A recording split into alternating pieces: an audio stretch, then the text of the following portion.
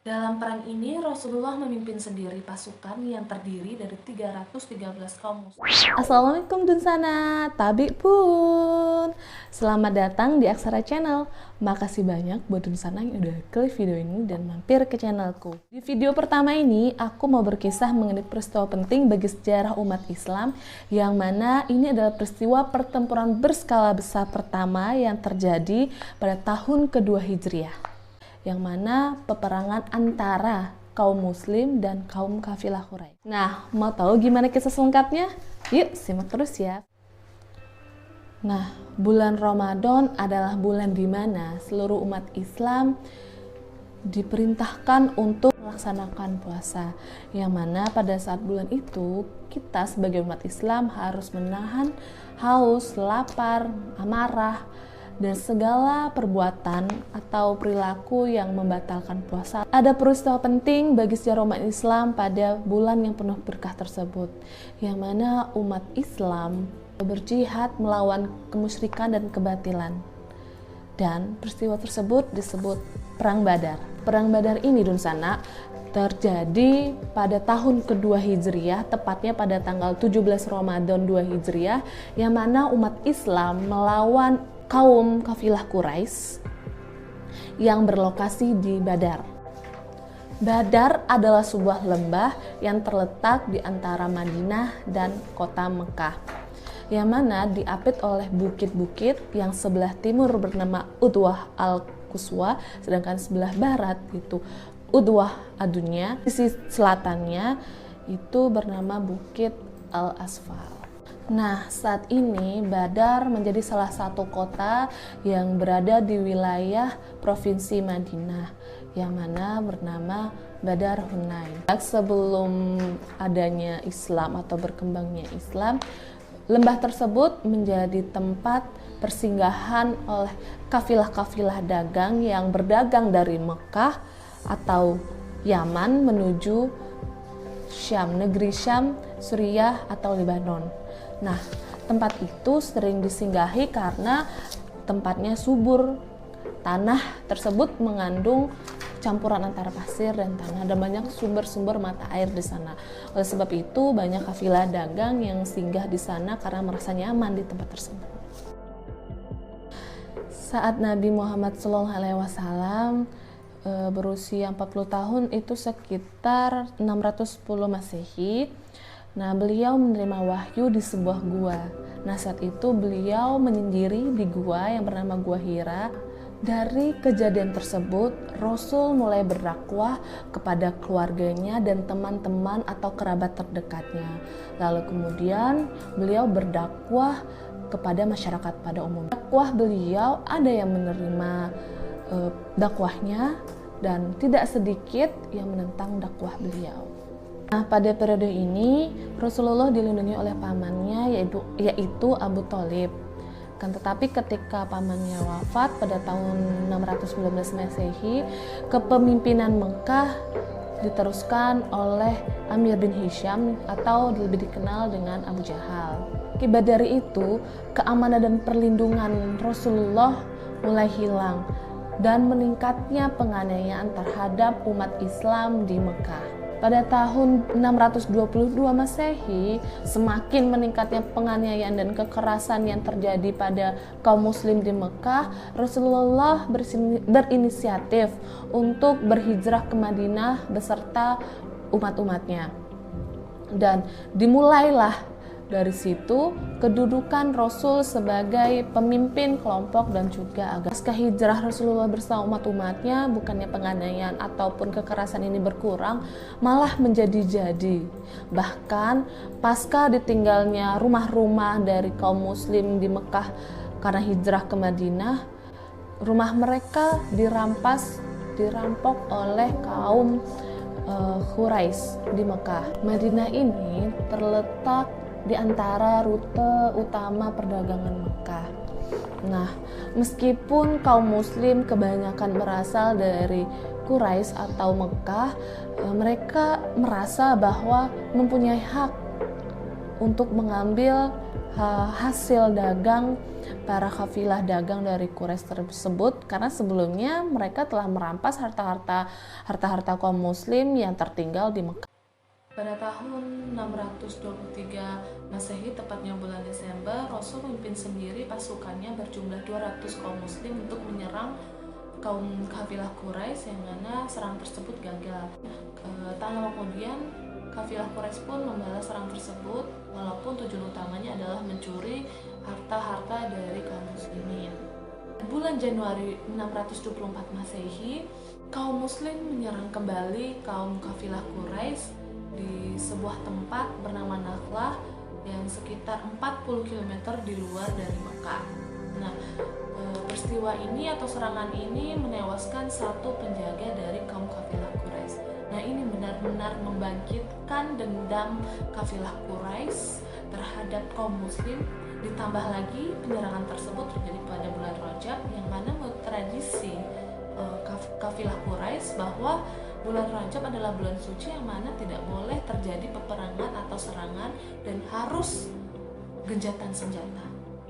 Nah, kaum Islam di Madinah yang sebelumnya menjadi penduduk kaum kafilah Quraisy berpendapat bahwa mereka sah saja untuk melakukan penyerangan karena harta-harta mereka telah dirampas ketika mereka hijrah ke Madinah. Nah, hal-hal itulah dan sana yang menyebabkan terjadi peperangan. Saat itu, tepatnya pada bulan Ramadan 2 Hijriah atau Maret 624 Masehi, kaum muslim mendapatkan informasi bahwa rencana kedatangan kaum kafilah dagang Quraisy dari negeri Syam menuju Mekah yang dipimpin langsung oleh Abu Sufyan bin Harb yang dikawal oleh 30-40 penjaga sedang balik atau pulang dari negeri Syam menuju Mekah. Kafilah dagang tersebut membawa hasil keuntungan dari rampasan harta milik kaum muslim yang tertinggal di Mekah. Nah, mendapatkan informasi tersebut, salah seorang dari sahabat Rasulullah, yaitu Hamzah, meminta izin untuk melakukan penyerangan terhadap kafilah dagang Quraisy. Saat itulah turun ayat 39 sampai 40 Al-Hajj, yang mana Allah mengizinkan kaum muslim untuk melakukan penyerangan karena mereka dizolimi. Dalam perang ini Rasulullah memimpin sendiri pasukan yang terdiri dari 313 kaum muslim, 8 senjata, 6 baju perang, 7 unta dan 2 ekor kuda. Dan beliau membawa banyak panglima utama termasuk Hamzah pamannya dan juga calon-calon kafilah yaitu Abu Bakar Siddiq, Ali bin Abi Thalib dan Umar bin Khattab. Akan tetapi Utsman bin Affan tidak ikut peperangan karena istrinya sedang sakit. Muslimin mulai bergerak menuju suatu tempat yang bernama Safra. Akan tetapi upaya pencegatan tersebut tercium oleh Abu Sufyan. Nah, di sana nggak lamanya nih Abu Sufyan untuk kembali ke Mekah mengalihkan rutenya melalui rute jalur tepi laut dan mengutus salah satu dari pengawalnya bernama Damdam untuk kembali terlebih dahulu ke Mekah untuk memperingatkan kafilah Quraisy serta meminta bala bantuan. Tak lama dari kafilah dagang Quraisy ini meminta bantuan, segera saja kafilah Quraisy mengirim pasukan sebanyak 1.000 orang, kemudian 600 senjata lengkap serta bajunya, 700 unta dan 300 kuda. Pasukan kafilah Quraisy sendiri dipimpin oleh Amir bin Hisham, yang mana lebih dikenal dengan Abu Jahal, dan banyak bangsawan dari kafilah Quraisy yang ikut, termasuk Walid bin Utbah, kemudian Syaibah bin Rabi'ah, kemudian Umayyah bin Khalaf. Nah, alasan mereka ikut untuk perang ini berbeda-beda.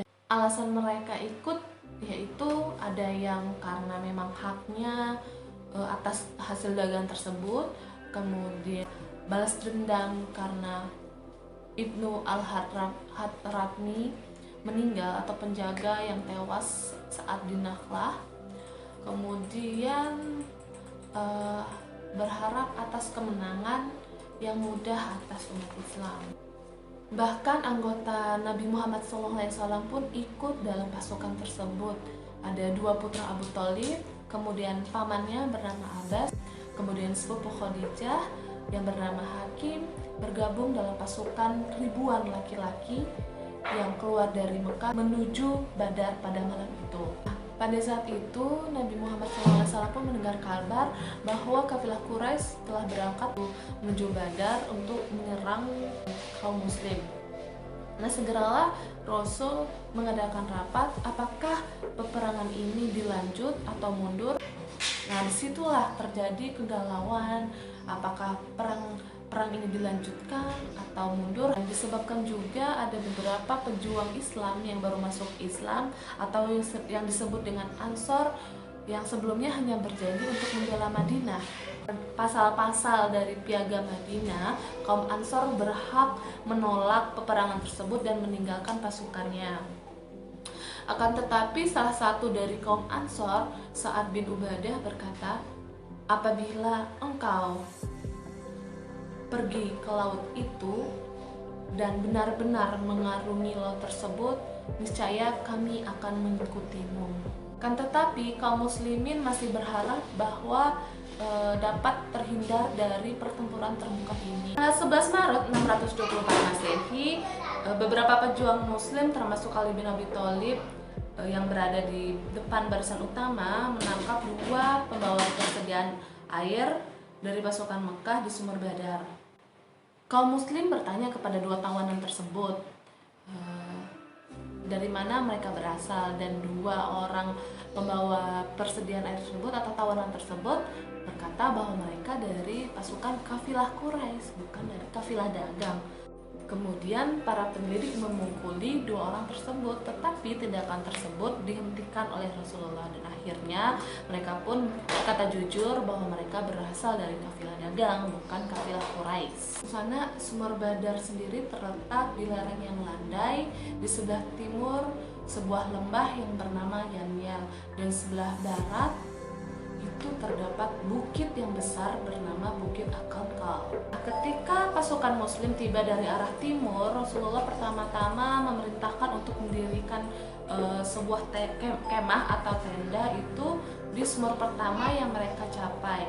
Akan tetapi beliau telah diyakinkan oleh salah satu pejuang ke arah barat, lebih dekat dari posisi kafilah Quraisy. Kemudian Rasulullah pun memerintahkan untuk menimbuni sumur-sumur lainnya. Ketika pasukan Quraisy telah sampai di Juhfah, sedikit di selatan Badar, mereka menerima pesan dari Abu Sufyan bahwa mereka, Abu Sufyan maksudnya, dan kafilah dagang telah aman berada di belakang pasukan tersebut, sehingga meminta pasukan Quraisy untuk kembali ke Mekah. Nah, di sini muncullah pertentangan kekuasaan di kalangan pasukan Quraisy, yang mana Abu Jahal tetap ingin melanjutkan pertempuran ini, sedangkan beberapa suku termasuk Bani Zuhrah dan juga Bani Adi ingin kembali ke Mekah. Suku-suku itu khawatir dengan apa yang diraih dari pencapaian Abu Jahal terhadap penghancuran umat muslim. Sekelompok dari Bani Hashim yang juga enggan untuk berperang melawan saudara sesukunya juga turut ikut. Di luar kemunduran itu, Abu Jahal tetap berkukuh atau bersikeras untuk tetap bertempur melawan kaum muslim, dan sesumbar berkata bahwa kita tidak akan kembali sebelum sampai di Badar. Pada saat inilah Abu Sufyan beserta kafilah dagang bergabung dengan pasukan utama. Pada saat fajar, tepatnya pada tanggal 13 Maret, pasukan kafilah Quraisy membongkar kemah mereka dan bergerak melanjutkan perjalanan menuju Badar. Telah turun hujan pada hari sebelumnya membuat mereka harus berjuang dan berusaha untuk membawa unta-unta mereka dan juga kuda-kuda mereka. Nah, mereka akhirnya sampai di puncak Bukit Akalkal tepat pada tengah hari, kemudian menuruni Bukit Akalkal. Setelah menuruni bukit Aqanqal, mereka mendirikan kemah di dalam lembah tersebut. Nah, saat beristirahat, mereka mengutus salah satu pengintai bernama Umair bin Wahab untuk melihat gerak-gerik barisan pasukan kaum muslim. Si pengintai menyampaikan informasi kepada kafilah Quraisy bahwa pasukan muslim yang dipimpin oleh Rasulullah berjumlah sedikit. Akan tetapi, jika penyerangan itu tetap dilanjutkan, maka akan banyak korban bagi kaum kafilah Quraisy. Karena menurut hadis bahwa melihat unta-unta tersebut memiliki hawa-hawa kematian yang membuat mental dari kafilah Quraisy tersebut menjadi down. Pertempuran diawali dengan majunya pemimpin-pemimpin kedua pasukan untuk berperang tanding. Kemudian 3 orang Ansor maju di barisan muslim, akan tetapi diteriaki oleh kaum kafilah Quraisy karena mereka tidak ingin menimbulkan atau memunculkan dendam yang tidak perlu, dan mereka hanya ingin melawan kaum muslim Quraisy. Nah, di sini tadi diceritakan ya sebelumnya bahwa Ansor adalah orang yang baru masuk Islam, orang Madinah yang baru masuk Islam. Sedangkan muslimin Quraisy adalah orang Mekah yang sebelumnya sudah masuk Islam yang berhijrah ke Madinah. Jadi untuk kaum muslim itu ada 2, kaum Ansor dan juga kaum Islam atau muslimin Quraisy. Karena itulah kaum muslim kemudian mengirimkan Ali, Ubaidah beserta Hamzah di barisan bersama muslim, dan pemimpin-pemimpin dari kaum muslim berhasil menewaskan pemimpin-pemimpin dari pasukan kafilah Quraisy. Walaupun demikian, Ubaidah mengalami luka yang cukup parah yang mengakibatkan beliau akhirnya wafat. Jadi Rasulullah memerintahkan kepada kaum muslim untuk menggunakan senjata-senjata jarak jauh mereka terlebih dahulu sebelum mereka mendekati pasukan musuh. Nah, setelah mereka mendekati pasukan musuh, baru mereka diperintahkan untuk menggunakan senjata-senjata jarak pendeknya. Nah, setelah terjadi panah memanah tuh, kemudian Rasulullah segera memerintahkan para pasukan muslim untuk menyerbu pasukan Quraisy dan sambil melemparkan segenggam kerikil ke arah pasukan Quraisy. Pasukan dari kaum muslim pun mendesak barisan-barisan pasukan kafilah Quraisy. Besarnya kekuatan serbuan kaum muslim bahwa telah turunnya malaikat dari surga untuk membantu kaum muslim melawan kafilah Quraisy. Pasukan dari kafilah Quraisy yang kekuatannya makin melemah dan tidak bersemangat lagi akhirnya bercerai-berai dan mereka pun lari tunggang langgang keluar dari medan perang. Nah, akhirnya kaum muslimlah yang menang dalam peperangan ini. Dari perang tersebut, di dalamnya banyak sekali kisah-kisah atau kejadian-kejadian yang luar biasa yang bisa kita lihat. Yang pertama adalah turunnya bala bantuan dari Allah Subhanahu wa Ta'ala, mengirimkan ribuan malaikat untuk membantu kaum muslimin. Ribuan malaikat tersebut menggunakan ikat kepala hijau dan juga jubah berwarna putih. Salah seorang dari Bani Jifar yang melihat pertempuran tersebut, yang berada di bukit, melihat sebuah awan. Nah, di awan itu mereka mendengar ringkikan kuda serta seruan untuk menyerang pasukan kafilah Quraisy. Salah satu sahabat Nabi berkisah dan bersaksi bahwa beliau membuntuti salah seorang dari pasukan kafilah Quraisy untuk menebasnya. Tetapi sebelum beliau melayangkan pedangnya kepada orang tersebut, kepala salah satu dari pasukan tersebut telah terputus dan beliau sadar bahwa ada pihak lain yang menebas kepala orang tersebut. Salah seorang dari sahabat Rasulullah bernama Abdurrahman bin Auf, yang mana beliau didatangi 2 pemuda. Nah, pemuda pertama ini yang mendatangi Abdurrahman yaitu Mu'adz bin Afra. Si pemuda bertanya kepada Abdurrahman, "Paman, mana orang yang bernama Abu Jahal?" Lalu Abdurrahman bertanya kembali, "Kenapa kau mencari Abu Jahal?" Kemudian remaja itu menjawab, "Saya mendengar bahwa dia orang yang suka menyakiti Rasulullah ketika di Mekah. Benarkah? Abdurrahman pun membenarkan pertanyaan itu. Dan tak disangka Mu'adz bin Afra punya niat untuk membunuh Abu Jahal. Kemudian Abdurrahman pun berkata, nanti kalau misalkan saya melihat Abu Jahal akan beritahu kepada kamu. Muawidz pun bertanya kepada Abdurrahman dengan pertanyaan yang sama seperti yang ditanyakan oleh Mu'adz. Dan Abdurrahman pun menjawab hal yang sama apa yang ditanyakan oleh Mu'adz bin Afra. Ternyata beberapa saat kemudian terlihat Abu Jahal yang tengah duduk di atas kuda yang lengkap dengan baju besinya. Yang terlihat hanyalah kedua matanya dari kejauhan. Nah, ketika Abdurrahman melihat Abu Jahal, Abdurrahman pun berseru, "Itu Abu Jahal." Keduanya berlari menembus 10 pasukan berlapis untuk menyerang Abu Jahal. Dan akhirnya mereka pun sampai di depan Abu Jahal dan lalu menebaskan kaki kuda Abu Jahal. Kemudian Abu Jahal pun tersungkur jatuh dan tanpa basa-basi Muawidz berhasil menebas paha Abu Jahal. Muawidz yang berhasil menebas paha Abu Jahal tidak lepas dari senjata para pasukan Abu Jahal dan menyebabkan dia wafat di medan perang dan mengkur usai. Sedangkan Mu'adz, saudaranya, berhasil keluar dari kepungan musuh dengan kondisi tangan yang cukup terluka parah, bahkan hampir putus. Dia pun mengikat tangan yang hampir putus tersebut dengan ikatan kepala dan masuk kembali ke medan perang. Kemudian Mu'adz merasa terganggu dengan tangannya yang hampir putus tersebut, sehingga dia keluar kembali ke medan perang untuk menarik tangannya menginjak tangannya dengan kaki, kemudian menarik lengannya sehingga tangannya terputus. Masya Allah. Kemudian dia masuk kembali ke medan perang.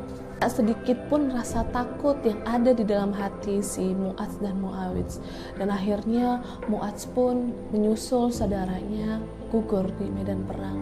Di sini terlihat bahwa dua pemuda tersebut adalah pemuda yang sangat berani dan sangat cinta kepada Allah serta Rasul-Nya. Kemudian hasil dan pasca peperangan tersebut, Nabi Muhammad SAW beserta pasukannya yang berdisiplin terus bergerak maju melawan pertahanan musuh yang cukup kuat, serta dibantu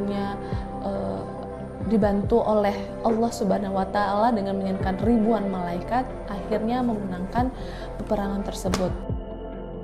Hasil dari peperangan tersebut menewaskan 14 orang dari kaum muslim dan 70 orang dari kaum kafilah Quraisy. Sedangkan 70 orang tersebut menjadi tawanan, yang mana tawanan tersebut menjadi perdebatan di kalangan kaum muslim. Yang pertama memperdebatkan tawanan tersebut dibunuh saja. Akan tetapi salah seorang sahabat Rasul yang bernama Abu Bakar As-Siddiq menyarankan untuk memberikan pengampunan terhadap tawanan-tawanan tersebut.